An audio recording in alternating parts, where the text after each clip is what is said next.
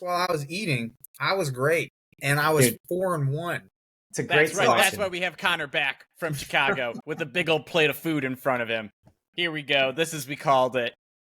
Last week was rough for us, guys. We were all 500 or under, like right on that borderline with 500. We're going to get back this week. Anthony's not here. The one time he was successful, we still kick him off the show. Don't let him show his face anyway.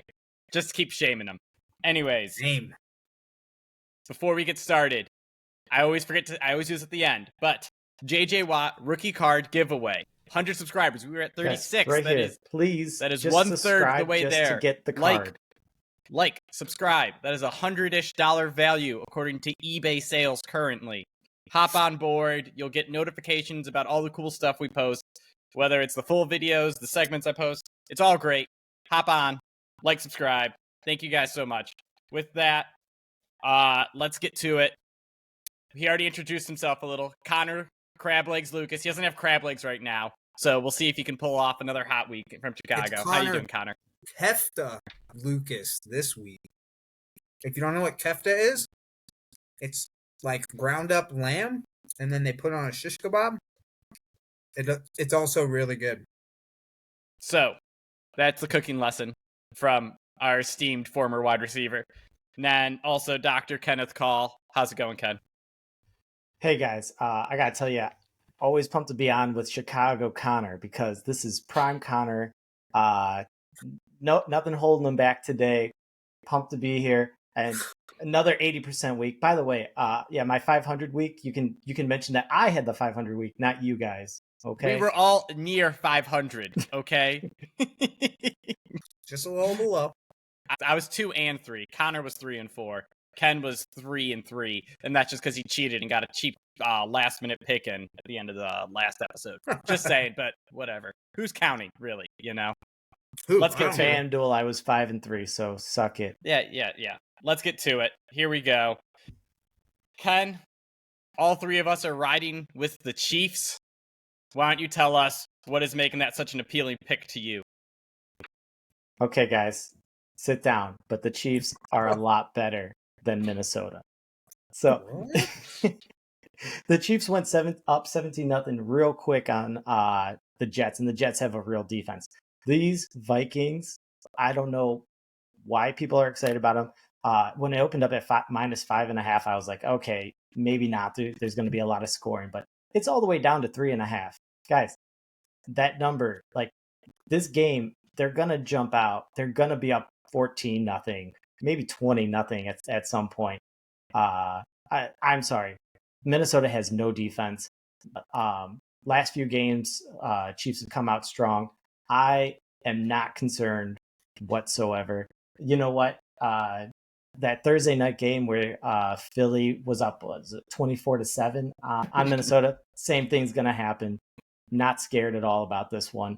I would do the over, but I'm not positive. I don't know when Minnesota quits, and I don't know how much they'll be at the end of the day. But I'm sorry, guys. This is KC by a lot. It's funny because Phil literally texted us. For some reason, the Vikings decide not to play in the first quarter of any game. Like, in fact, they want to go lose. They want to start by losing, just so Kirk Cousins can be like, "Hey, man, I'm going to throw the ball 60 times to Justin Jefferson in the second half. Just go ahead." Absolutely ruining fantasy for me a little bit. Not that it's because I didn't have a first round pick anywhere, so I couldn't get Justin Jefferson on my team, and he's out here crushing everything. But absolutely, I'm with you guys. The Vikings are going to have a wonderful comeback, and they're going to lose by a touchdown or so. When this was at -5.5, I wanted to stay away, but give me the 4-point cushion, or -3.5. That seems like easy pick. Honestly, with the way the line's moving, if you can hold out and get -3 entirely, that would be a much better deal. So just keep an eye out come Sunday for an even better price on this game. Connor, the other game we all have, Houston +1.5. I think you said it last week. CJ Stroud's been impressing you, and he lit the world on fire by blowing up the Steelers' alleged monster defense. So why are you taking them again this week against Atlanta? Verbatim, I think I said, hey, he's been throwing for a ton of yards, it's going to turn into touchdowns. And here we are. He's still throwing for 1,200 yards and 0 interceptions and 2 more touchdowns. And I just cannot see.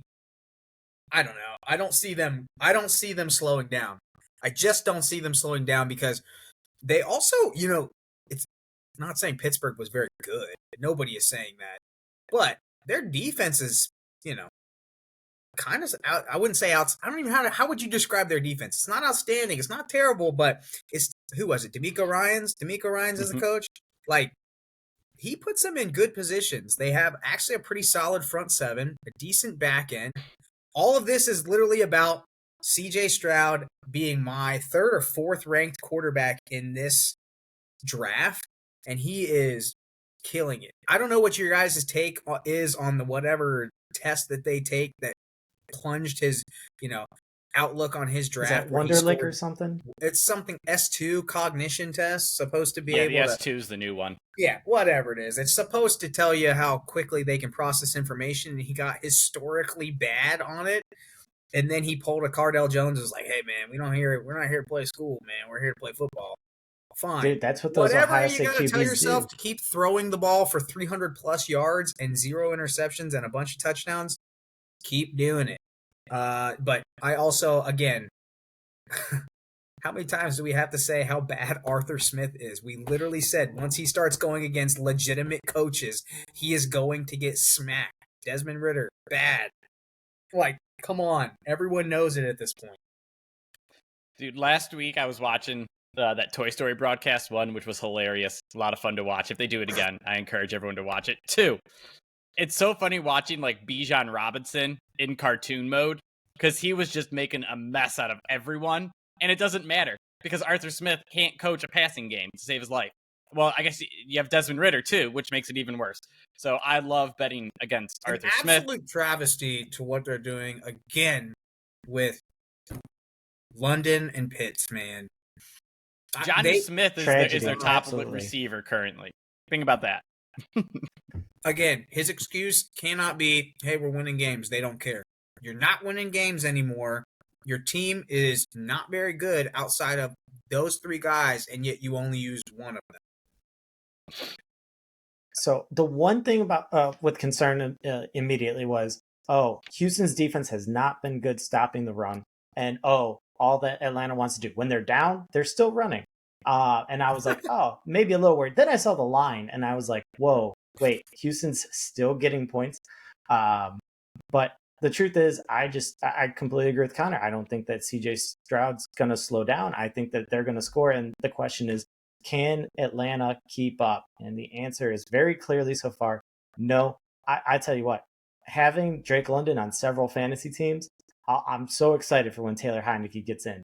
But that's on Arthur Smith. I don't know when that's going to be. I will also say Connor has the over in this game, so you can feel the belief in CJ Stroud. All right, my favorite pick of the week is got to be Philly -4.5 heading to LA. So first of all, LA, even though it's home for the Rams, there's going to be a lot of Philly fans there. Just makeup of the city and how it goes, that is not going to be as big of home field advantage as many people would think. Also, we saw Matt Stafford have a ton of problem when people were in his face against Cincinnati. Now he goes against the Philly front, which is built to kill from the inside. The Rams' offensive line is not very good. I think Puka Nacua is lighting the world on fire, but if you don't have time to throw to him, it's not going to work. So I think Philly comes out. Their defensive front is a complete monster and makes a nightmare for Matt Stafford. Moving to the offense, A.J. Brown has come back to life the last 2 weeks. I'm still waiting for a crazy game from Devonta Smith where he's busting out big plays. I really think Philly has not looked great. I don't think they need to look great. I think the Rams are a little overvalued. I think they've been playing really well, but when you match up against more talented teams, I think that's when all their flaws are going to show through. So Philly -4.5 is the way to go. All right, next up. Oh, by the way, this is totally different. We can get into this in the offseason. When do we stop using Mel Kiper as like the litmus test for quarterback guys? Guy guessed right like 5 times in his life. had Will Levis rated the number 2 in this draft as the quarterback, and all of a sudden, and he also had like C.J. Stroud with like a second round grade. Like, when do we stop using this guy? When he is off ESPN. What, Connor, Hey, man. once you replace him on ESPN. We won't know for about a few years to how good Will Levis is. Turns out, I guess he's like the third stringer over there right now. Can't even beat out Malik Willis. I say we won't know until Malik Willis gets knocked off the team. With that, let's go over to Indy.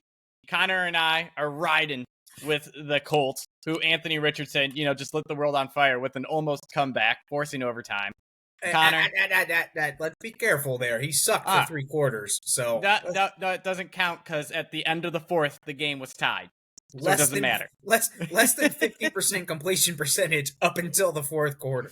Hey, last time I checked, game went to overtime, came down to a coin flip to determine the winner. At least I think the Rams had the ball first. I could be wrong. Anyways, what do you have for Tennessee versus Indy? Spread is 2.5 as a home underdog. Indy is getting the points. I don't know if I wish there were stats here, but I just feel like with athletic quarterbacks, like they tend to just be able to, maybe they don't win games, but I feel like they always have a chance to keep it close. Like, when was the last time Lamar Jackson got like blown out? When was the last time, Anthony Richardson? I don't know. A bad example. Maybe Lamar. Maybe like, I don't know. This is Jalen totally Hurts. Hurts. Somebody who, because they running quarterbacks, like, I always feel like they're never out of the game, and like something like having to defend them for 4 quarters. I think the LA Rams got tired last week and just said, man, this dude can still, it doesn't matter how many times he throws the ball and hits the dirt. If you give him a drive, and by the way, Stafford and them just couldn't pull away. Like, I just feel like Anthony Richardson was able to put it back in because he was like, all right, man, all I got to do is get 1 or 2 good drives. Anytime you have an athletic quarterback, 1 or 2 drives is not is not a world beating thing. I think you can do it. So that's just kind of a hunch there. But also, Tennessee is not good. I trashed them. So, like, come on, man. Like, I'm not convinced at all that Tennessee is good. Vrabel, you probably got this year because you've done so well in the past, but you get 1 shot next year to pick your quarterback. And if you struggle again, we love you, especially on this show, but I think you're out. So this is all based off of, I don't know, Tennessee not being good, but there's a little bit of Anthony Richardson there. So this one's actually pretty easy for me. Vrabel is definitely similar to Tomlin, where it's like that rah underdog coach mentality. When you're 2.5, when you swing the line, this line opened at Indy -1.5, and it swung 3 points in Tennessee's favor as a road favorite. That's not great for them. Indy also can only do one thing well, which is stop a run game, and that's all Tennessee can do. So Tennessee, road favorite, running into something that some people who match up well against them. I think all signs point to like a good game or a good enough game from Indy to win this thing 17-10. Like, it's not gonna be fun. Anthony Richardson's not gonna look great except for 1 or 2 drives. He'll probably be getting tackled and throwing an 80-yard bomb. But you know what it is? It's enough to win. So I'm with you.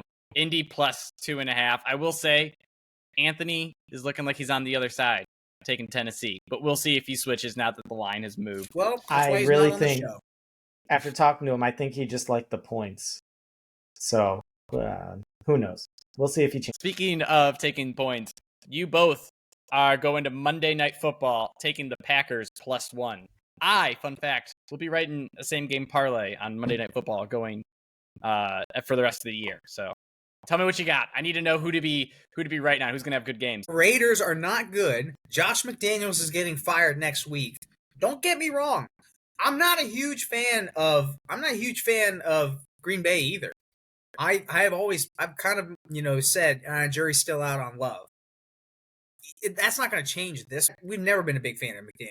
He loves Jimmy G, which is probably not great, but Jimmy G is about as mid gets. But I do think that Aaron Jones is back, Christian Watson's back. they can hold a lead, and your boy Mike Pettin can hold a lead, and he's going to want to be rebounding from the basically getting blasted last week by the Lions. The Lions did whatever they wanted pretty much the whole game last week. I think he's going to respond. Ken, why do you have the Packers? So the Packers have actually had pretty good second halves. They came back on Atlanta. They I don't care what anyone says. That game with Detroit wasn't close ever, but they showed signs of life in the second half. And really, I think that's all they'll need to even keep this close against McDaniel. I just think he's a really bad coach. I just think that. I'm sorry. Like, just look at this whole year. I hope he gets fired. I don't know if they're going to do that or not. But I think that in a close game, I'm not, just going with coaches. I'm going to stick with LaFleur here. Jordan Love, he hasn't looked great, but Las Vegas hasn't looked great either. Especially like Devontae Adams is a little banged up and is coming back with Aaron Jones and Christian Watson. In a close one, give me the points and give me Green Bay. On the other primetime game. I hate you. San Fran versus the Cowboys. Sunday Night Football. San Fran is home favorites, 3.5 points. I am betting against the Cowboys in a meaningful primetime game. There is nothing that is more obvious based on like the least recent results from these last few years than San Fran is going to beat Dallas. It's happened again and again and again, and it's just going to continue happening because Dallas is not well coached. They don't have the better quarterback. Their defense might be better, but at some point it just doesn't matter because San Fran has way better offense, has way better weapons and answers to everything that Dallas is going to try to do to them. So I think San Fran comes out, asserts its power over the NFC, and says if Brock Purdy was here last year, we were going to win the Super Bowl. Instead, they are just going to just keep demolishing everyone game by game. CMC going to keep trying to get that MVP, even though it will never happen. San Fran -3.5. Ken, you also have this. Yeah, Dallas's defense really beats up on bad teams, and San Francisco's not bad. They have the best weapons around Brock Purdy, and I'm a Brock Purdy believer. He is the highest passer rating in the league, but you know what? He has all the weapons to do it. Ayuk stepped up. Ayuk is I don't touchy subject on elite receivers in this group. But Brandon Ayuk is knocking on the door. He is clearly an above average, clearly a top 20 receiver in the league right now. Dude, this is what's crazy. Let me stop you right there because I really like Ayuk, and I'm happy you brought him up. And I know this is where you're going anyways.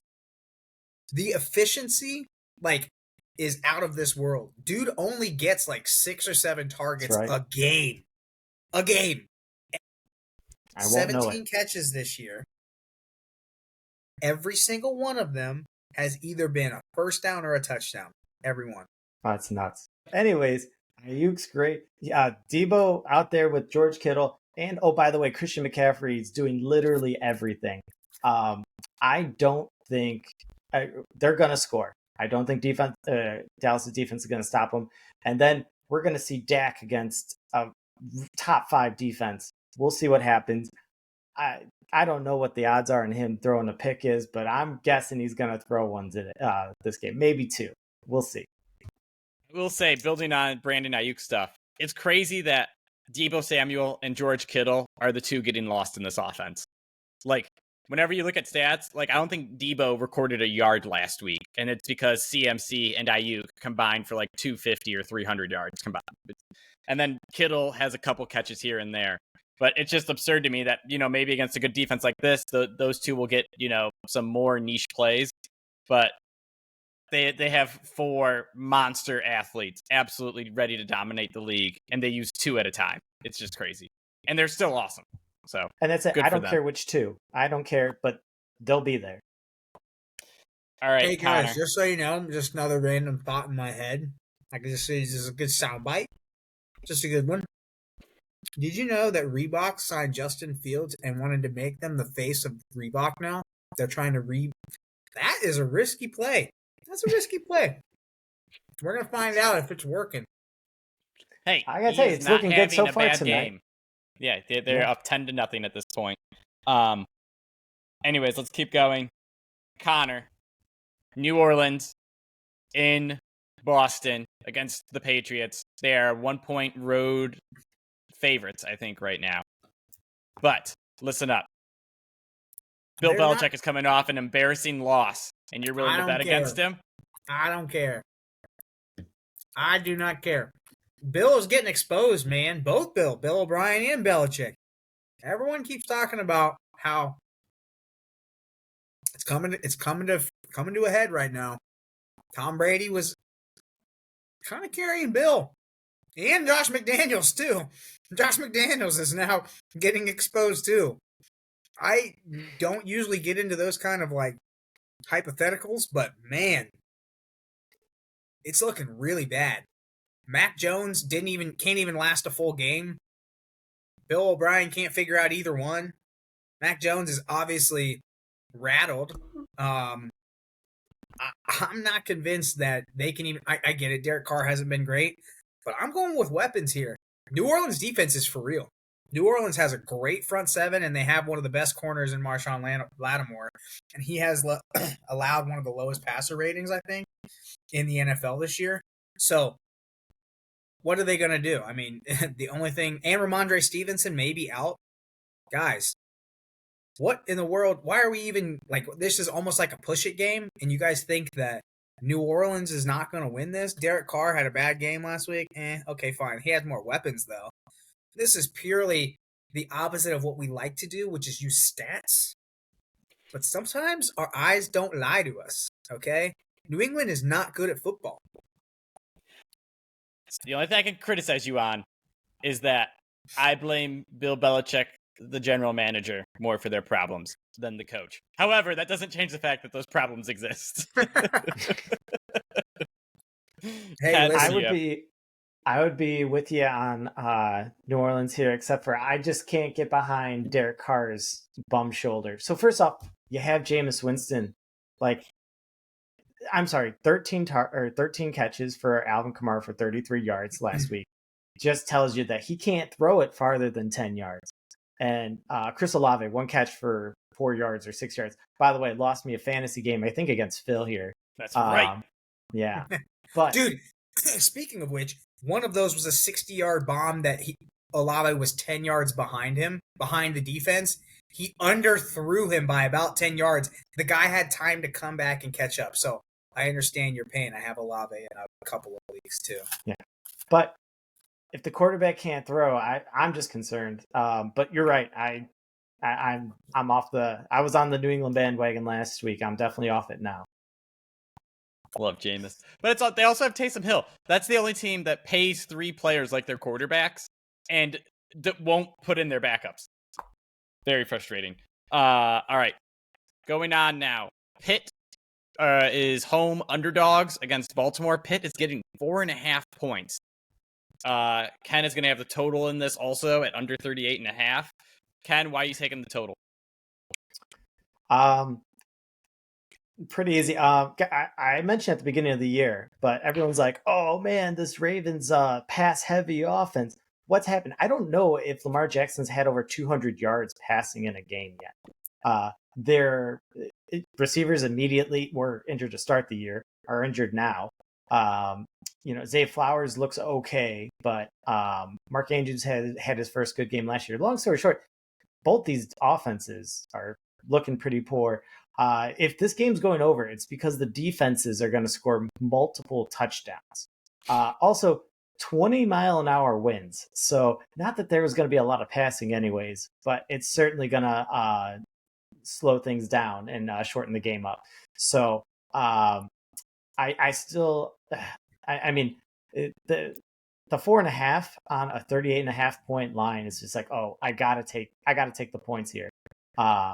But I don't think there's going to be much scoring at all. It's just a traditional hard AFC North game where the maximum you're going to see is like a 20-17 game. I'm with you. I'm taking Pitt as underdogs, and it's just like, I really need George Pickens to make a play, because the bottom line is Matt Canada calling the plays and Kenny Pickett throwing the ball is just like... Kenny's hurt, too. I was going to say, it's like Arthur Smith and Desmond Ridder. Nothing good comes of that. You need a miracle Hey, Mitch from Trubisky, one of the... baby. Dude, I believe in George Pickens that much. I don't care who's throwing the ball. But I'm with you. This Baltimore offense hasn't, like... They put up 28 last week, but that's because Cleveland had a rookie quarterback in and was handing them, like, great field position. Yeah, so Lamar I don't think Lamar was running like crazy. Yeah. So I saw, you guys know that side by side of, like, the old guy who has a plaid shirt, and then it's like he also gets a gift for Christmas, and it's the same plaid shirt. Yep. It was basically them saying the Ravens are going to pass so much more this year. They got Todd Monken, and then it's just a picture of them, and it's like Ravens offense in 21 and 20 or 22 and 23. Because they're still, like, I think it's like they ended up like 28th or lower in, like, neutral rate passing, and then they are like 29th this year, and it's like, all right, it's the same thing. Yeah, well, I called that the beginning of the year. By the way, Phil, you don't remember. It's okay. I think we all agreed on it. Okay, I don't think anyone questioned you. But yeah, again, run heavy offenses, AFC North showdown, and coming off an embarrassing loss. This is a Mike Tomlin game. Like, they're just going to play physical. They're going to play rough and keep it close enough to cover 4.5 points. I don't know if they win. Historically, they cover though. Hey, he did say he's not gonna. He did say he's not considering firing Canada. Yeah. He also said he's gonna keep it within 3, so we're good there. That's all that matters. Okay, so our second last game, you guys each have a pick on Giants versus Miami. This game has steadily gotten more and more out of hand. I think Miami opened up as like 9.5 point favorites, and it's been bet all the way to 12. Just getting a little bit ridiculous. So, Ken, why are you standing strong and saying Miami's got this, even at 12? Simple, because they did not show up last week, and they're going to come out and try to put up 70 again. Also, New York Giants offense has been non-existent. I mean, absolutely just non-existent. Thank you, Matt Breida, for playing a little bit last week, at least giving us something to watch. But man, Danny Dimes just giving the ball to the other team. Miami's defense is so funny. The biggest finesse in league history. Miami's defense, good in the secondary and a good pass rush, is just made to make him look bad. Saquon, I think Saquon comes back first game after a high ankle sprain. It's not going to look pretty. He's not going to have that explosion. And Saquon is he's an exclusively explosive back. He can catch passes. He can break big runs, but he is not 4 yards in a cloud of dust. He's no David Montgomery out there. But there's nothing that's going to keep the Giants going in this game. And I think that, maybe they can stop the big play. I don't care. It doesn't matter. But I had this at 9.5. Yeah, and am I a little worried at this 12.5? Sure, but I don't think it's going to be close. That's the whole point. Connor, as Miami's beating them down, you still have the under coming through. It doesn't matter. We just talked about this. We're all saying the same thing. The New York Giants cannot score, okay? Danny Dimes throwing passes after he gets down by 30? You think he's going to score points? The dude he couldn't decide whether or not he wanted to run or throw last week. B, he got 12 sacks given up, and probably 6 of them were his fault because he couldn't read the defense. And C, what do they have on offense besides Saquon? Load the box. Darren Waller is a shell of himself.